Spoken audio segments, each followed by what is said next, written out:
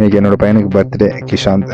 காலையில் நேரமாக எழுந்திரிச்சு குளிச்சிட்டோம். சரி கோயிலுக்கு போயிட்டு வந்துடலாம். ஏன்னா கோயிலுக்கு போகிறது அவனுக்கு பிடிக்கும், எனக்கு பிடிக்கும். பக்திகரமாக எனக்கு முன்னாடி கோயிலுக்கு போயிட்டு சாமி கும்பிட்டு அவனுக்கு ரொம்ப என்ன சொல்கிறது, சாமி கும்பிட ரொம்ப பிடிச்சிருக்கு.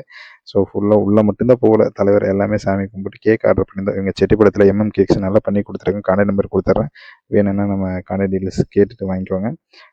வீட்டுக்கு வந்தாச்சு. நம்ம சரி டெக்கரேஷன் பண்ணிடலாம் அப்படின்ட்டு தாங்க ஓவரால் அவுட்புட். கிஷாந்துக்கு சிம்பிளாக பண்ணிடலாம் அப்படின்ட்டு. ஏன்னா லாஸ்ட் டைம் எதுவுமே பண்ணலை. சரி தாத்தா பாட்டி எல்லாருமே, ஏன்னா இந்த பர்த்டே எனக்கு ரொம்ப ஸ்பெஷல்.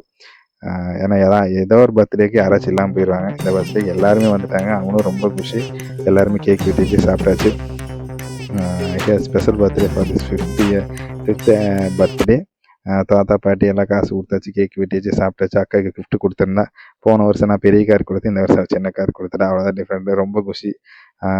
எல்லாருமே குட்டீஸ் வந்திருந்தாங்க, செலிப்ரேட் பண்ணியாச்சு, கேக் சாப்பிட்டாச்சு, கார் விளையாடிட்டு இருக்கேன். அவ்வளோதான்.